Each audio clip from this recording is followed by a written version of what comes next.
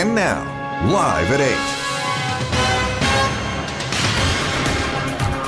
අයිබෝන් එක්වන් ඇත දැනගන්න ලංකාවේ අංක එකේ සමබර ප්‍රවෘත්ති විකාශය ලයිව් එට් සමගින් අදවාමුණු මම චන්දර ජයසිංහ මම චවිකා ගුණසේකර සුපුරුදු පරිදි මුල්ම අවධානය දවසේ ප්‍රධාන පුවත් සිරස්තල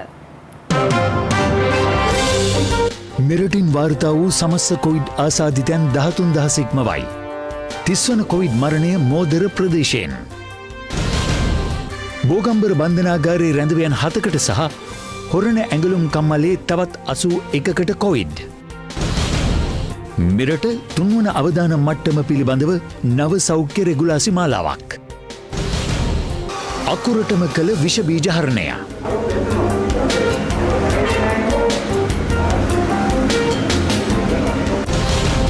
පාලන මිලට සහල් නොලැබෙන බවට වෙළඳුන්ගෙන් චෝදනා. සතස මගින් නියමිත මිලට සන්දොයින සහල් අවශ්‍ය ප්‍රමාණයට බෙදාහරිනවා. ට්‍රම්ප් නිහඬවද්දී රට ඇමතු බයිඩන්. මෙරටින් වාර්තා වූ COVID-19 ආසාදිතින් සංඛ්‍යාව අද 13000 ඉක්මවා ගියා. ඒ අද COVID-19 ආසාදිතයන් 257 දෙනෙක් වාර්තා වීමත් සමගයි. ඔවුන් සියලු දෙනා වාර්තා වී ඇත්තේ රෝගී ආශ්‍රිතයන් අතරින්. අද වාර්තා වූ ආසාදිතයන්ද සමග මෙරට සමස්ත COVID-19 ආසාදිතින් සංඛ්‍යාව 13227ක් දක්වා ඉහළ ගියා. මේ අතර අද දිනේත් බෝගම්බර බන්ධනාගාරය ආශ්‍රිතව මෙන්ම දිවයිනේ ප්‍රදේශ කිහිපයකින්ම COVID-19 ආසාදිතයන් වාර්තා වුණා. මෙරට 30 වන කොවිඩ්-19 මරණය ලෙස කොළඹ මෝදර ප්‍රදේශයේ පදිංචි තරුණයෙකු මිය ගිය බව රජයේ ප්‍රවෘත්ති දෙපාර්තමේන්තුව නිවේදනය කළා. එලෙස මියගොස් ඇත්තේ කොවිඩ්-19 ආසාදනය වීම හේතුවෙන් අංගොඩ ජාතික බෝවන රෝග විද්‍යායතනයේ ප්‍රතිකාර ලබමින් සිටි 23 හැවිරිදි තරුණයෙක්. කොවිඩ්-19 ආසාදනය වීම හා දියවැඩියාව රෝගයේ සංකූලතා හේතුවෙන් මෙම තරුණයා මියගොස් ඇති බවයි රජයේ ප්‍රවෘත්ති දෙපාර්තමේන්තුව නිවේදනය කළේ. ඔහුගේ අවසන් කටයුතු ජාත්‍යන්තර නිරෝධායන නීතින්ට අනුව කොළොන්නාව පොදු සුසාන භූමියේදී සිදු කෙරුණා. සති 3ක් ඇතුළත කොවිඩ් මරණ 17ක් එකතු වෙලා තියෙනවා. මෙය සැලකිය යුතු මරණ සංඛ්‍යාව ඉහළ යාම. ලංකාවේ රෝගීන්ගේ සුළමුල හොයාගන්න බැරි ඇතැම් අවස්ථා ගැන දැන් වාර්තා වෙනවා. නමුත් තවමත් අපේ රටේ ආසාදනයේ පැතිරීම දහස් ගණනින් දිනකට වෙලා නැහැ. පොකුරු මතුවීමේ ප්‍රවණතාවය වැඩි හින්දා තුන්වෙනි මට්ටමින් දැන් රෝගේ ලංකාවේ පැතිරෙන හින්දා අපි ඉක්මනින් ක්‍රියාශීලී වෙලා ගෙදරට අරන් යන්නේ නැති වැඩේ වහාම ආරම්භ කළ යුතුයි. ඒ උපක්‍රමය නැතුව මේ රෝගයෙන් ඔබේ දෙමව්පියෝ වැඩිහිටියෝ මිය යන එක නවත්තන්න බෑ. මේක අතාරින්න ඕනේ නැහැ. තවමත් අපි කොවිඩ් මර්ධනය කිරීම අතින් හොඳ තැනක ඉන්නවා. අපි රෝගය බෝ කරගන්න පිරිස සීමා කරගත්තොත් මේ තියෙන දෙවෙනි රැල්ලත් පාලනය කරගන්න පුළුවන්. මේ අතර මහරගම අපේක්ෂා රෝහලේ ප්‍රතිකාර ලබමින් සිටි රෝගියෙකුද කොවිඩ්-19 ආසාදිතයෙකු බවට තහවුරු වී තිබෙනවා. ඒම රෝගියා ශල්‍ය කර්මයකට ලක් කිරීමට පෙර සිදු කරන ලද PCR පරීක්ෂණයකින් අනතුරුවයි. ඒ රෝගියාව එවලෙම අපි හෝමගම රෝහලට යවුවා ප්‍රතිකාර සඳහා. කිසිම රෝග ලක්ෂණයක් රහිතව තමයි මේ රෝගියා ඇවිල්ලා තියෙන්නේ. නමුත් අර හැමෝගෙම කරන නිසා ශල්‍ය කර්මයට කලින් අපිට ඉක්මනට හොයාගන්න හම්බ වුණා. ජින්තු පිටියේ ඉඳන් ඒ රෝගියා ශල්‍ය කර්ම සඳහා ඊමයි ඇවිල්ලා තියෙන්නේ. ඒ හින්දා අපි අද ගොඩක් සාකච්ඡා කරේ රෝගියා බලපු වෛද්‍යවරු, හෙද නිලධාරීන් සහ සාමාන්‍යකාරී මණ්ඩලය කාවත් අපිට වෙන් කරන්න අවශ්‍යතාවයක් නැහැ. මොකද අර ඒගොල්ලෝ සියලුම මේ වගේ ආරක්ෂක මේවල ඉතා කරලා තිබ්බා. කොරෝනා පොසිටිව් කියලා කලබල වෙන්න එපා. අපි ඔබට සපයන සේවයේ කිසිම අඩුවක් අපි කරන්නේ නැහැ. මේ අතර බෝගම්බර බන්ධනාගාරයේ රඳවා සිටි රිමාන්ඩ් රැඳවියන් 7 දෙනෙකු COVID-19 ආසාදිතයන් ලෙස හඳුනාගෙන තිබෙනවා. බන්ධනාගාර කොමසාරිස් ජෙනරල් තුෂාර උපුල්දෙනිය මහතා පැවසුවේ ඔවුන් කන්දකාඩු ප්‍රතිකාර මධ්‍යස්ථානයට යොමු කිරීමට පියවරගත් බවයි. ඊයේ වැලිකඩ බන්ධනාගාරයේ ආශ්‍රිතව රැඳවියන් 300 දෙනෙකු PCR පරීක්ෂණවලට ලක් කර ඇති අතර ඔවුන් කිසිවෙකුට COVID-19 ආසාදනය වී නොමැති බවට තහවුරු වී ඇති බවද ඔහු සඳහන් කළා. මේ අතර පාස්කු ඉරිදින බෝම්බ ප්‍රහාරයේ ප්‍රධාන සැකකරුවන සහරාන් හෂිම්ගේ බිරිඳ වන 25 හැවිරිදි අබ්දුල් කාදර් ෆාතිමා හාදියාටද COVID-19 ආසාදනය වී ඇති බව බස්නාහිර පළාත් මාධ්‍ය කොට්ටාශය පවසනවා. ඇය පොළොන්නරුව වැලිකන්ද COVID-19 විශේෂ ප්‍රතිකාර මධ්‍යස්ථානයට යොමු කර ඇති අතර එහි විශේෂ ආරක්ෂාවක්ද යොදවා ඇති බවයි වාර්තා වන්නේ. හොරණ ගුරුගොඩ ඇඟලුම් කර්මාන්තශාලාවේ තවත් 81 දෙනෙකුට COVID-19 ආසාදිත බවට තහවුරු වී තිබෙනවා. ඒ පසුගිය 3 වෙනිදා සිදු කළ PCR පරීක්ෂණ 561ක ප්‍රතිඵල අනුවයි. මේ වන විට අදාළ කර්මාන්තශාලාවේ පුද්ගලයන් 2000ක් පමණ PCR පරීක්ෂණවලට ලක් කර ඇති අතර ඉන් 1573 දෙනෙකුගේ ප්‍රතිඵල නිකුත් කර තිබෙනවා. මේ වන විට අදාළ කර්මාන්තශාලාවෙන් වාර්තා වී ඇති සමස්ත ආසාදිතයන් සංඛ්‍යාව 159ක්. මේ කර්මාන්තශාලාවේ සේවකයන් 5600ක් පමණ සේවය කරනවා. තුරේ 5600 ඉතිරි ආශ්‍රිතයි. ඉදිරි කාලයේදී අපි සෞඛ්‍ය වෛද්‍ය නිලධාරී කොට්ටාස මට්ටමින් සහ කර්මාන්තශාලාවේ පෞද්ගලික රෝහල් මගින් PCR පරීක්ෂණ කරන්න සැලසුම් කරලා තියෙනවා. මේ වාර්තා වෙච්ච 159 දෙනා රෝගීන් විවිධ ප්‍රදේශවලින් වාර්තා වෙන්නේ. ඒතකොට මේ කොරෝනා කොට්ටාසයට පිටත ප්‍රදේශවල රෝගීන් පිළිබඳව ඒ ප්‍රදේශවලට අදාළ සෞඛ්‍ය වෛද්‍ය නිලධාරී කොට්ටාස වලට දැනුම් දීම් කරනවා. ඒ වගේම මුජ්ජලින් ආශ්‍රිත නිර්වදායන කටයුතු සඳහා අවශ්‍ය දැනුම් දීම් කරනවා. එම ඇඟලුම් කර්මාන්තශාලාවේ සේවය කළ කාන්තාවක් පසුගියදා මීගොඩ දාම්පේ ප්‍රදේශයේ සිය ඥාති නිවසක පැවති දානමය පුණ්‍ය කර්මයකට සහභාගී වී තිබෙනවා.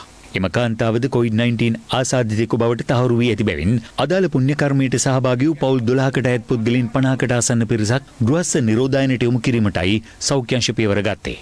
වැලිසර විශේෂ ආර්ථික මධ්‍යස්ථානයේ 5 දෙනෙකු COVID-19 ආසාදිතයන් බවට ඊයේ තහවුරු වුණා. ඒ පෙරේදා සිදු කළ PCR පරීක්ෂණ ප්‍රතිඵල නිකුත් වීමත් සමගයි.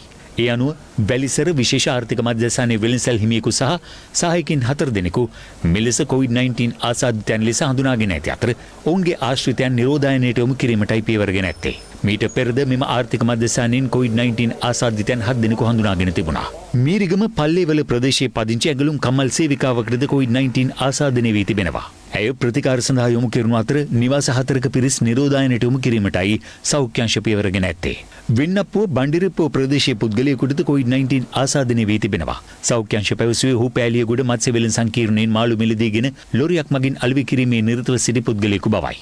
හැටන් දුම්රුගිරිය ප්‍රදේශයේ COVID-19 ආසාදිත බවට හඳුනාගත් කාන්තාවගේ ස්වාමි පුරුෂයාට සහ පුත්‍රයාටද COVID-19 ආසාදනය වී තිබෙනවා. ඔවුන් ප්‍රතිකාර සඳහා යොමු කර ඇති අතර සමීප ආශ්‍රිතයින් නිරෝධායනයට යොමු කිරීමටයි සෞඛ්‍ය අංශ පියවරගෙන ඇත්තේ.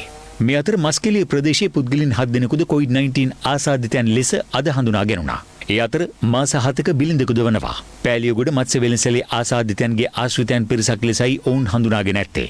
අම්බලන්ගොඩ තිලකපුර ප්‍රදේශයෙන් මාළු වෙළෙන්දෙකු COVID-19 ආසාදිතයෙකු ලෙස මීට පෙර හඳුනාගෙන උන අතර ඔහුගේ බිරිඳ නැගණී සහ දරුවන් තිදෙනාද COVID-19 ආසාදිතයන් බවට ඊයේ තහවුරු වුණා. ඒ අනුව ඔවුන් කඹුරුපිටිය රෝහලට ප්‍රතිකාර සඳහා යොමු කරන අතර ආශ්‍රිතයන් ගෘහස්ස නිරෝධායනයට යොමු කිරීමටයි පියවර ගැනුනේ.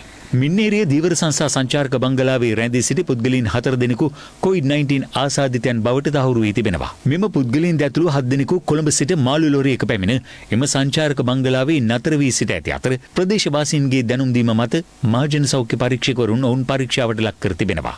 කොළඹ දීවර සංස්ථාවේ සේවය කර ඇති මෙම පුද්ගලයන් PCR පරීක්ෂණ වලට දලක්ව සිට ඇති අතර එහි ප්‍රතිඵල අනුවයි 4 දෙනෙකු ආසාදිතයන් බවට තහවුරු වී ඇත්තේ. ඒ අනුව ආසාදිතයන් වැලිකන්ද රෝහලට යොමු කරන අතර අනෙක් පුද්ගලයන් තිදෙනා එම ස්ථානයේම නිරෝධායනයට යොමු කිරීමට සෞඛ්‍ය නිලධාරීන් පියවර ගත්තා. COVID-19 රෝගය ව්‍යාප්ත වීමට ප්‍රධානම හේතු වෙන්නේ අන්තර්පුද්ගල සම්බන්ධතාවය. ඒ නිසා අපි ජනතාවගෙන් ඉල්ලා සිටිනවා නිතරම තමුන්ගේ නිවසටම වෙලා ඉන්න කියලා. ගෙදරින් පිටට අත්‍යවශ්‍යම කාරණයකට විතරක් එන්න කියලා. යම්කිසි විදියකින් ගෙදර ඉන්න පුළුවන් වැඩිමහල්ලෝ නිදංගත රෝග තියෙන අය ඕන් නිතිපතාම සායන වලට ගිහිලා බෙහෙත් ගන්න අය වෙන්න පුළුවන්. අපි ඉල්ලා සිටියා ඒ සායන වලට පැමිණීමෙන් වළකින්න ඔවුන්ට අවශ්‍ය ඖෂධ ඔවුන්ගේ නිවසටම ලබා දීමේ ක්‍රමවේදයක් සකස් කරලා තියෙනවා. අද සිට මුළු ලංකාව පුරාම ක්‍රියාත්මක වෙනවා. අද දිනේ මෙරට COVID-19 ආසාදිතයන් 537 දෙනෙකු පූර්ණ සුවය ලබා රෝහල් වලින් පිටත්ව ගියා. ඒ අනුව සුවය ලැබූ මෙරට සමස්ත COVID-19 ආසාදිතයන් සංඛ්‍යාව 7723ක්.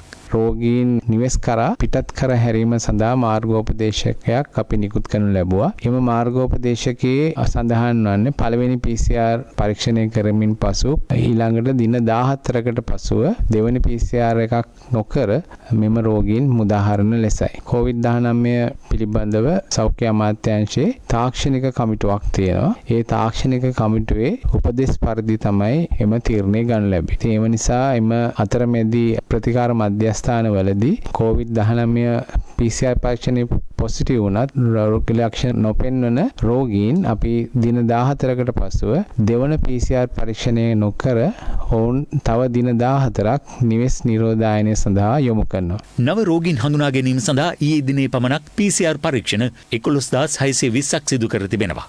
ඒ අනුව මෙරට සිදු කර ඇති සමස්ත PCR පරීක්ෂණ සංඛ්‍යාව 5,79,803ක්. නැගෙනහිර කොළඹ මූලික රුහලේ අක්‍රියව තිබූ PCR යන්ත්‍රය යලි යථාවත් කිරීමෙන් අනතුරුව උපරිම ධාරිතාවෙන් යුතුව පරීක්ෂණ සිදු කරන බව සෞඛ්‍ය අංශය පවසනවා. මේ වන විට ඇත්තටම දැන් අප රෝහලේ රසායනාගාරය ක්‍රියාත්මක භාවයට පත් වෙලා තියෙනවා. පහුගිය දවස්වල තිබ්බේ යාන්ත්‍රික දෝෂයත් එක්ක නිවැරදි කිරීම වලට ලක් කරලා දැන් නැවත අපහු සුපුරුදු ක්‍රියාකාරීත්වයට පැමිණලා තියෙනවා රසායනාගාරයේ ක්‍රියාකාරීත්වය. දැනට දවසකට 1000කට ආසන්න පරීක්ෂණ ප්‍රමාණයක් අපි සිදු කරනවා. අපිට මේ තත්ත්වය තවදුරටත් වර්ධනය කර ගැනීම හැකියාව තියෙනවා. පේස සඳහා අවශ්‍ය කටයුතු කරගෙන යනවා. PCR පරීක්ෂණ ප්‍රමාණය සීමාව ඉක්මවලා කරන්න අපහසුතාව තියෙන නිසා රැපිඩ් ඇන්ටිජන් ටෙස්ට් කියන එක හඳුන්වා දීලා තියෙනවා. ඊයේ දවසේ රැපිඩ් ඇන්ටිජන් ගැන කතා කරනකොට පටලැවිල්ලක් වුණා. ඒ තමයි රැපිඩ් ඇන්ටිජන් ටෙස්ට් එක කරන්නේ සෙම පටල වලින්ම තමයි. ඒ වගේමයි PCR ටෙස්ට් එක කරන්නේ සෙම පටල වලින්. මේ සඳහා සුදුසුම පරීක්ෂණයේ විදිහට ලෝක සෞඛ්‍ය සංවිධානය සඳහන් කරලා තියෙන්නේ PCR පරීක්ෂණය. නමුත් දැන් ලෝක සෞඛ්‍ය සංවිධානය නිර්දේශ කරලා තියෙනවා රෝගීන් හඳුනා ගැනීම සහ සෙම පටල පරීක්ෂාව සඳහා PCR පරීක්ෂාවට අමතරව රැපිඩ් ඇන්ටිජන් ටෙස්ට් කියන එකත් යොදා ගන්න පුළුවන් කියලා. එය තරමක් මිල අඩුයි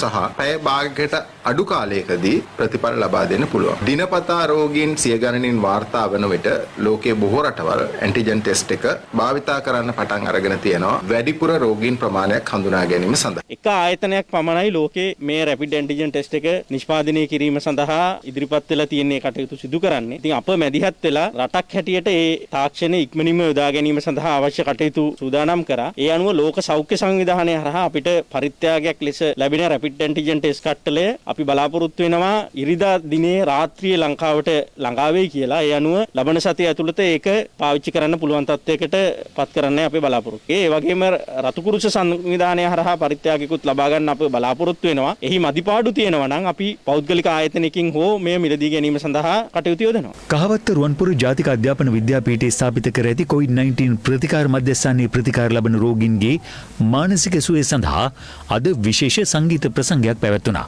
මෙම ප්‍රසංගයේ සංවිධානය කළේ කහවත්ත ප්‍රාදේශීය ලේකම් කාර්යාලය සහ කහවත්ත මූලික රුහලේ කාර්ය මණ්ඩලයේ මෙහෙයවීමෙන්.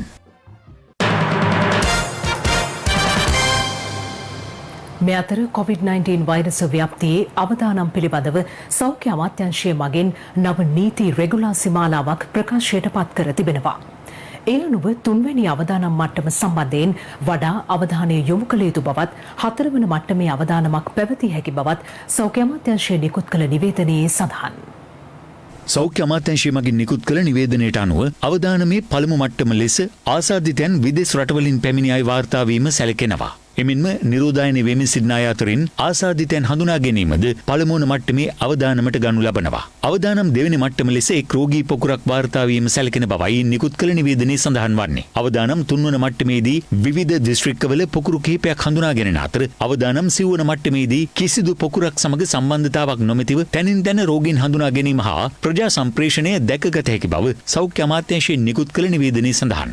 COVID-19 වෛරසය පැතිරීම සැලකිල්ලටගෙන තුන්වන අවදානම් මට්ටම මත පදනම් වන පොදු ක්‍රියාකාරකම් වර්ග කර දැක්වීමටද සෞඛ්‍ය අමාත්‍යාංශය පියවරගෙන තිබෙනවා. ඒ අනුව එක් නිවසකින් හෝ නවාතැනකින් පිටවීමට අවසර දී ඇති පුද්ගලයන් සංඛ්‍යාව 2ක්. අත්‍යවශ්‍ය අවශ්‍යතාවයන් සඳහා පමණක් ඔවුන්ටද අවසර ලබා දී තිබෙනවා. පොදු ප්‍රවාහන පෞද්ගලික කුලී රථ සේවා මෙන්ම උපයෝගීතා සේවාවන් ඉටු කර ගැනීමේදී නියමිත සෞඛ්‍ය උපදෙස් පිළිපැදිය යුතු වනවා.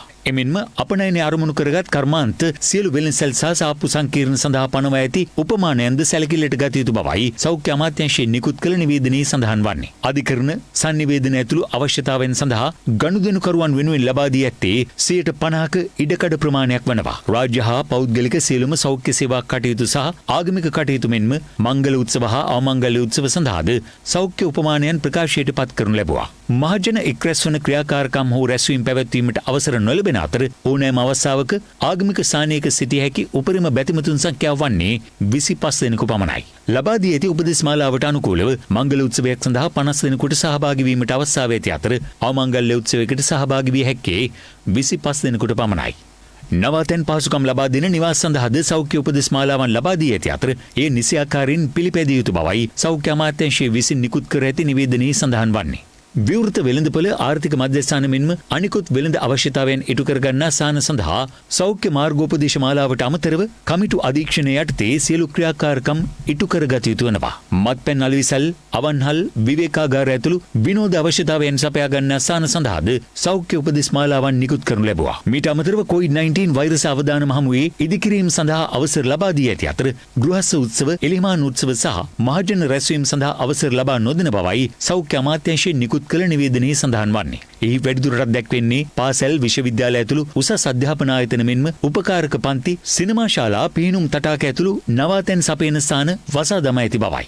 මෙම වෛරසයේ පැතිර යාම පාලනය කිරීමට මහ ජනතාව විසින් හුරුපුරුදු විය යුතු නව හැසිරීම් රටා 4ක්ද හඳුන්වා දී තිබෙනවා. ශාරීරික දුරස්වභාවය පවත්වා ගැනීම, නිවැරදි ශ්වසන ආචාර විධි භාවිතය, සනීපාරක්ෂක පිළිවෙත් අනුගමනය කිරීම, එනම් අත්සේදීම, මුහුණු ආවරණය නිසි ලෙස භාවිත කිරීම එම හැසිරීම් රටා 4 බවද සෞඛ්‍ය අමාත්‍යාංශය විසින් නිකුත් කළ නිවේදනයේ වැඩිදුරටත් සඳහන්.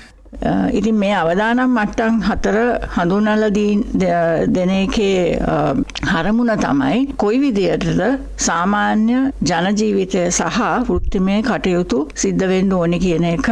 ඒකට තමයි මේ අවදානම් 4 අපි හඳුන්වලා දීලා තියෙන්නේ. ඒ කියන්නේ විටින් විට අපි යම් ප්‍රදේශවල නිරෝධායන ඇඳිරි නීතිය දැම්මත් සෙසු අනිත් ප්‍රදේශවල යම් කිසි විදිහකට යම් සීමාවන් එක්ක නිව් නෝමල් එකක් විදිහට තමන්ගේ ජන ජීවිතයේ වැඩ කටයුතුත් වෘත්තිමය කටයුතුත් සිද්ධ වෙන්න ඕනේ. ඒ ස්ථාවරයේ ඉඳගෙන තමයි මේ අවදානම් මට්ටම් 4 හඳුන්වලා දීලා තියෙන්නේ. ගත වූ පැය 24 තුළ නිරෝධායන ඇඳිරි නීතිය උල්ලංඝනය කළ 150 දෙනෙකු අත්අඩංගුවට ගෙන ඇති අතර වාහන 61ක්ද පොලිසිය බහරයට ගෙන තිබෙනවා. මේ අතර පොලිසිය ජනතාවගෙන් ඉල්ලා සිටින්නේ මේ සතියන්තයේ සංචරණය සීමා කොට නිවෙස් තුළම රැඳී සිටින ලෙසයි. බස්නාහිර පළාත සහ කුලියාපිටිය මෙන්ම හැලියගොඩ පොලිස් බල ප්‍රදේශයේ හා කුරුණෑගල මහනගර සභා සීමාවට පනවා ඇති නිරෝධායන ඇඳිරි නීතිය තවදුරටත් ක්‍රියාත්මක වෙනවා.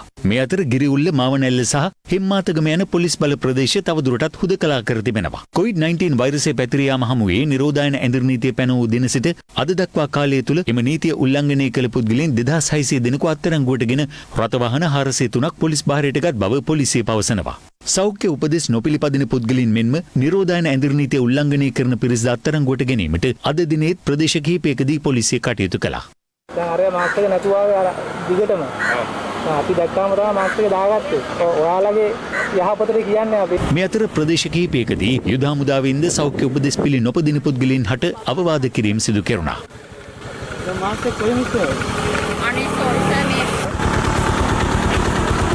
පොලිස් මාධ්‍ය ප්‍රකාශක නියෝජ්‍ය පොලිස්පති අජිත් රෝහණ මහතා පවසන්නේ ඇඳිරි නීතිය ක්‍රියාත්මක වන ප්‍රදේශවල හෙට දිනේද මාර්ග බාධක යොදා රථවාහන පරීක්ෂා කිරීමෙන්ම නිරෝධායන ඇඳිරි නීති උල්ලංඝනය කරන පිරිස අත්අඩංගුවට ගැනීම දැඩි කර ඇති බවයි. මේ තීරණාත්මක කාල පරිච්ඡේදයක් ගත වෙන්නේ විශේෂයෙන්ම බස්නාහිර පළාතේ පදිංචි සියලු දෙනාගෙන් අපි ඉල්ලා සිටිනවා. දැන් මේ සති අන්තය සෙනසුරාදා ඉරිදා මේ දින වන විට තමයි දින 14ක කාලය දින 12ක 10ක කාලයක් සම්පූර්ණ වෙන්නේ. ඒ නිසා නිවසේම රැඳී සිටීම අත්‍යවශ්‍ය වෙනවා. යම් ආකාරයක ආසාදිතෙක් සමග සබඳතාවයක් ඇති වෙලා තියෙනවා නම් ඒ රෝග ලක්ෂණ මතු පිටට පැමිණෙන්න හැකියාව තියෙන්නේ මේ ඉදිරි අද හෙට වගේ දිනවලදී. ඒ නිසා නිවසටම රැඳී සිටින සංචාරණය සීමා කරන්න කෙසේ වෙතත් දැනට ගෙන ඇති තීරණ අනුව ඇඳිරි නීතිය සඳුදා වන විට ඉවත් වීමට නියමිතව තිබෙනවා. ඒ අනුව නව සාමාන්‍යකරණයට යටත් එදිනෙදා කටයුතු පවත්වාගෙන යාම අත්‍යවශ්‍ය වෙනවා. සඳුදා දිනේදී ඇඳිරි නීතිය ඉහිල් කිරීමත් සමග අපට රෝගීන් වැඩියෙන්ම වාර්තා වූ නිවාස සංකීර්ණයන් වල තවදුරටත් නිරෝධායන නීති ඉතාමත් තදින් ක්‍රියාත්මක කිරීමට අවශ්‍ය කටයුතු යොදලා තියෙනවා. ඔවුන්ගේ සංචරණයන් සීමා කිරීම අනිවාර්යයෙන්ම සිදු වෙනවා. මෙම අධික ජනගහනයකින් යුක්ත නිවාස සංකීර්ණයන් වලින් තමයි මේ වන විට මරණ වාර්තා වීම සිදුවන්නේ. මේ අතර නිරෝධායන ඇඳිරි නීතිය සහ සෞඛ්‍ය උපදෙස් අනුගමනය නොකරන පිරිස් සොයා මහජන සෞඛ්‍ය පරීක්ෂක නිලධාරීන් වැල්ලම්පිටිය ප්‍රදේශයේ හදිසි වැටලීමක් සිදු කරනු ලැබුවා. වැල්ලම්පිටිය වැඩිපුර රෝගීන් වාර්තා වෙලා තියෙනවා. එතකොට අපි ඔයාලට කියන්නේ ගොවි මහත්තයාගේ එළවලු ටිකක් පරිසම් කරලා ඕගොල්ලොත් පරිසම් වෙලා ගෙවල් වලට එළවලු ටික පරිසමට ඇරියා නම් මේ ප්‍රශ්නේ ඉවරයි. අලුතර නාගොඩ සෙන්ට්‍රල් හන්දිය ප්‍රදේශයේදී කටුකුරුන්ද පොලිස් විශේෂ කාර්ය බලකාය මාර්ග බාධක යොදා සිදු කළ හදිසි පරීක්ෂා කිරීම්වලදී අවියාවිද සමග පුද්ගලයන් 7 දෙනෙකු අත්අඩංගුවට ගෙන තිබෙනවා. මෙම පිරිස ත්‍රිරෝද රථයකින් සහ මෝටර රථයකින් මතුගම දෙසට යමින් සිටි බවයි කළුතර දකුණ පොලිසිය පැවසුවේ. ඔවුන් සතුව තිබී කඩු 4ක්, ජීවත් බෝම්බයක්, T-56 උණ්ඩ 3ක් සහ හිස්කොපු 2ක් සමග තියුණු ආයුධ 6ක් සොයාගත් බව පොලිසිය ප්‍රකාශ කළා. මේ අතර කොවිඩ් ආසාදිතයෙකු හමුවීම නිසා හැටන් නගරයේ වසා දැමුණු මත්ස්‍ය වෙළඳසැලක් විෂ බීජ හරණයට පැමිණි හැටන් දික්කොය නගර සභා සේවකයන් වෙළඳසැලේ තිබූ මුදල් හා භාණ්ඩ සොරාගෙන තිබෙනවා. සිද්ධිය සම්බන්ධයෙන් වෙළඳසැලි කළමනාකරු හැටන් පොලිසියට කළ පැමිණිල්ලක් අනුව ඔවුන් අත්අඩංගුවට ගැනීමට කටයුතු කර තිබුණා.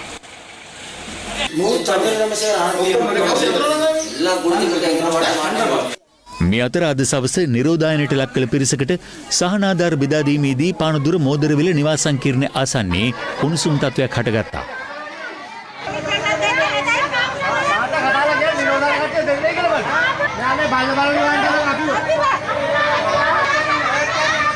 කොවිඩ් වසංගතයත් සමග නිරෝධායනයට ලක් කර ඇති පිරිසට ජල බිල්පත් ගෙවීමට සහන කාලයක් ලබා දී ඇති බව අද පැවති මාධ්‍ය හමුවකට එක්වෙමින් අමාත්‍ය වාසුදේව නානායක්කාර මහතා ප්‍රකාශ කළා. කෙවන්න බැරි නිරෝධායනය වූ පවුලක් වේවා එහෙමත් නැත්නම් වසා දැමූ ප්‍රදේශයක් වේවා ඒවායේ ජීවත් වන අයට Tamante ඒවා ගෙවිය හැකි දවසක ගෙවීමට ඒගොල්ලන්ට අවකාශය තියෙනවා. එළඹෙන දෙසැම්බර් මාස පැවැත්වීමට නියමිතව තිබූ අධ්‍යයන පොදු සහතික පත්‍ර සාමාන්‍ය පෙළ විභාගය ලබන වසරේ ජනවාරි මාස 18 වෙනි දින සිට 28 වෙනිදා දක්වා පැවැත්වීමට කටයුතු යොදා ඇති බව අධ්‍යාපන අමාත්‍යාංශය පවසනවා. මේ අතර අධ්‍යයන පොදු සහතික පත්‍ර උසස් පෙළ විභාගයේ පිළිතුරු පත්‍ර ඇගීම සෞඛ්‍ය මාර්ගෝපදේශවලට අනුකූලව සිදු කිරීමට කටයුතු යොදා ඇති බව විභාග කොමසාරිස් ජෙනරාල් සනත් පූජිත මහතා සඳහන් කළා. මෙවර අධ්‍යයන පොදු සහතික පත්‍ර උසස් පෙළ විභාගය ඊයේ දිනේ අවසන් වුණා. COVID-19 වෛරසය හමුවේ සෞඛ්‍ය උපදෙස් මාලාවන්ට අනුකූලවයි මෙවර විභාගයේ පැවැත්වනු ලැබුවේ. වෛරසය ආසාදනය වූ සිසුන් පිරිසක් මෙන්ම නිරෝධායනයේ වෙමින් සිටි සිසුන් පිරිසක්ද විභාගය සඳහා පෙනී සිටියා. විභාගය සාර්ථක ලෙස අවසන් කිරීම සම්බන්ධයෙන් විභාග රාජකාරීවල නිරතව සිටි නිලධාරීන්ට මෙන්ම දෙමාපියන්ටද සිය ස්තුතිය පිරිනැමීමට අධ්‍යාපන අමාත්‍ය මහාචාර්ය ජී.එල්. පීරිස් මහතා ඊයේ පියවර ගත්තා. මේ අතර විභාග කොමසාරිස් ජෙනරාල් සනත් පූජිත මහතා ප්‍රකාශ කළේ අධ්‍යයන පොදු සහතික පත්‍ර උසස් පෙළ විභාගයේ පිළිතුරු පත්‍ර ඇගයීම් කටයුතු සෞඛ්‍ය උපදෙස් මාලාවන්ට අනුකූලව සිදු කිරීමට කටයුතු යොදා ඇති බවයි. විභාගයේ අවසන් වුණත් සමගම අපිට තියෙන රාජකාරිය තමයි පිළිතුරු පත් ඇගීමේ කටයුත්ත. ඉතින් පිළිතුරු පත් ඇගීමේ කටයුතු පිළිබඳව අපි යම්කිසි තීරණයක් ගත යුතු වන්නේ සෞඛ්‍ය අමාත්‍යාංශයේ නිලධාරීන්ගේ උපදෙස් පරිදි. ඒ අනුව අපි කල්පනා කරනවා තව සති දෙකකින් පස්සේ ඒ පිළිබඳව අවශ්‍ය තීරණ ගන්න. ලකුණු දීමේ පටිපාටි සකස් කිරීම, ඒ වගේම පිළිතුරුපත් පැකට්ටු නැවත පැනල් කිරීම වැනි සියලු රාජකාරී මේ දිනවලද සිදු කරමින් පවතිනවා. ඒ අනුව පිළිතුරුපත් ඇගීම සඳහා සියලු කටයුතු සූදානම්. ගුණාත්මක වූ ඇගීමක් අත්‍යවශ්‍යම සිදු යුතු නිසා මෙම පළපුරුදු පරීක්ෂකවරුන් සහභාගී කරවීම දෙපාර්තමේන්තුවේ අරමුණයි.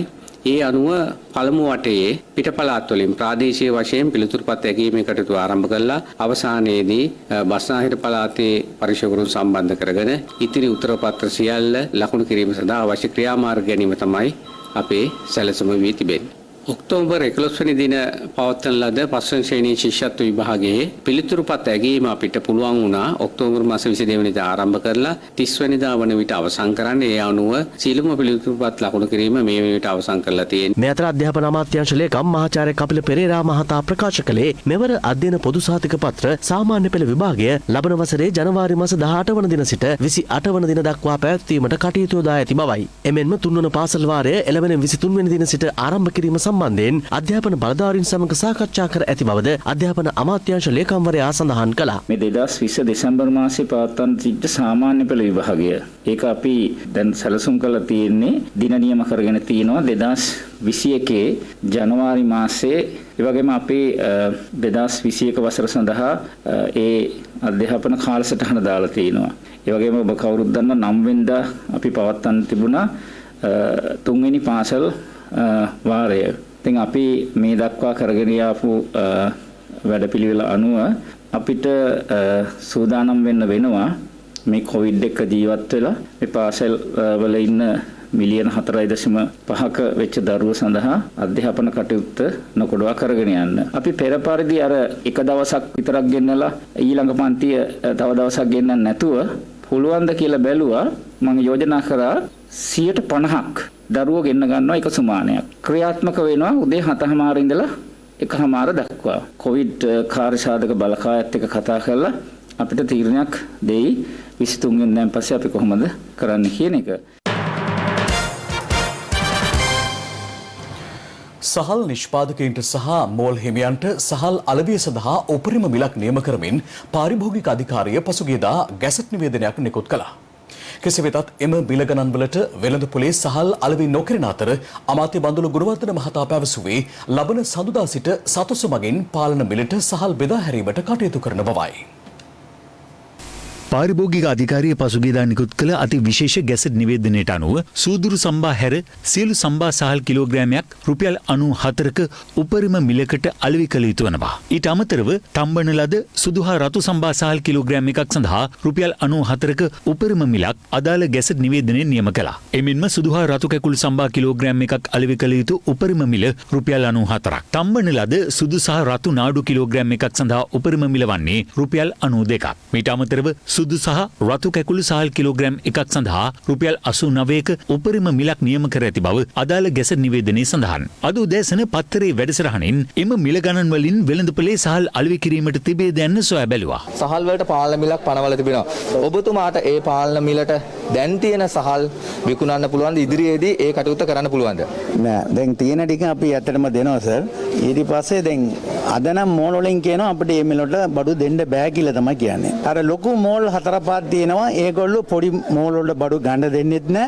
ඒගොල්ලෝ අරන් තියාගෙන වැඩි මිලට තමයි දැන් දෙන්නේ. දැන් ඇත්තටම දැන් 60ටත් ඒගොල්ලෝ ගන්නවා. ගන්න කියලා කවුරුත් කියලා නෑනේ. 50ටම ගත්තනම් ඒකට අද වෙනකන් දෙන්න පුළුවන්. කොවියෝට කියලා තියෙනවා 50ට වී විකරන්න කියලා.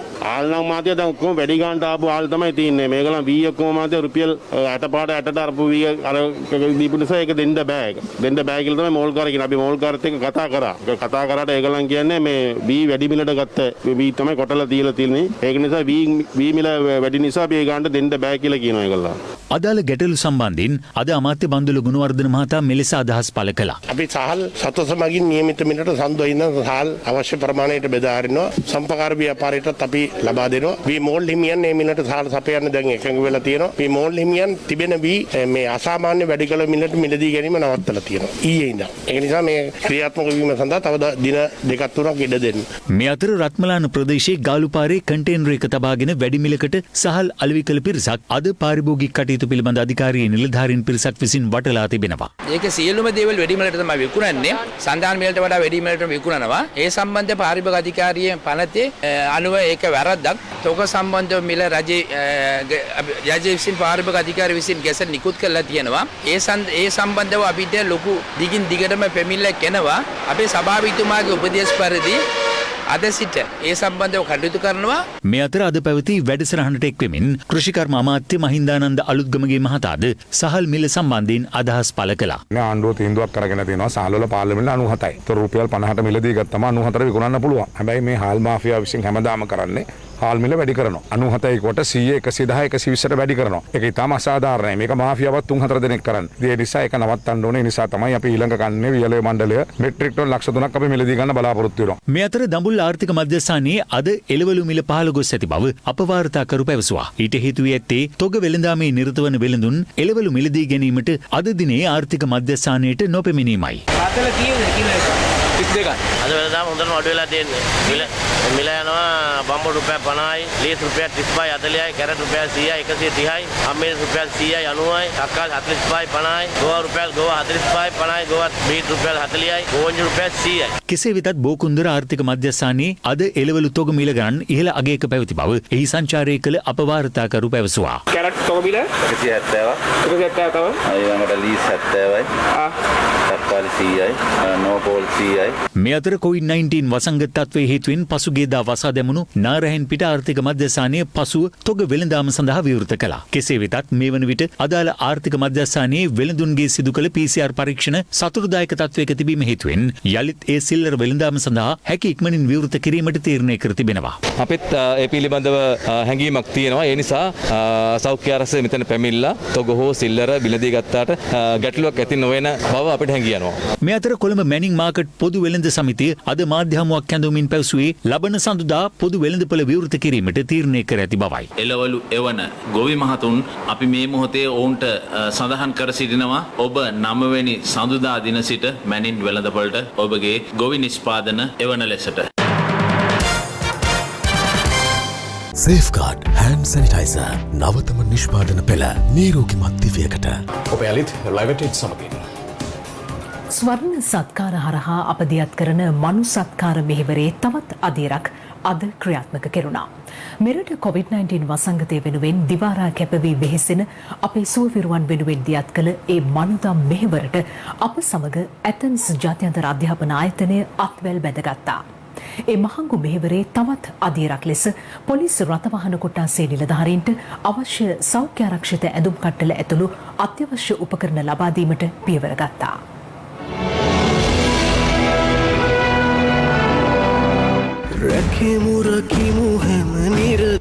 COVID-19 රෝග ව්‍යාප්තිය හමුවේ අවධානම නොතකමින් ශ්‍රී ලංකා පොලිසිය නිලධාරීන් සිය වගකීම සහ යුතුකම නිසි අයුරින් ඉටු කරන වකවානුවක ස්වර්ණවාහිනියද ඔවුන් වෙනුවෙන් කෘතවේදීත්වයේ පිරිනැමීමට කටයුතු කළා. ඇතැන්ස් ජාත්‍යන්තර අධ්‍යාපන ආයතනයේ සහයෝගීත්වයෙන් සිදු කෙරෙන ස්වර්ණ සත්කාර වැඩසටහනේ සිව්වැනි අදියර අද පොලිස් රථවාහන කොට්ටාශ පරිශ්‍රයේදී පැවැත්වුණේ රථවාහන පාලන හා මාර්ග ආරක්ෂා පිළිබඳ අධ්‍යක්ෂ ජ්‍යෙෂ්ඨ පොලිස් අධිකාරී ඉන්දික හපුගොඩ මහතාගේ ප්‍රධානත්වයෙන්. ස්වර්ණවාහිනී ස්වර්ණ සත්කාර වැඩසටහනේ සිව්වන අදියර විදිහට අපි ආව මේ රථවාහන මූලස්ථානයට. මේ විදිහට අද මේ නිලධාරීන් අසුන්ගෙන හිටියත් මේ නිලධාරීන් වගේම තව බොහෝ පිරිසක් රථවාහන රාජකාරී නිරතව සිටිනවා. ස්වර්ණවාහිනී ස්වර්ණ සත්කාර සිව්වන අදියර අද මේ විදිහට අපි ආවේ. ඔබ දන්නවා මේ පහුගිය දවස්වලත් අප මේ විදිහටම පොලිස් නිලධාරීන්ට අත්‍යවශ්‍ය දේවල් ලබා දුන්නා. රැකීමු හැම නිරතුරු සුවෙන් පෙමින් අපි නැගිටිමු.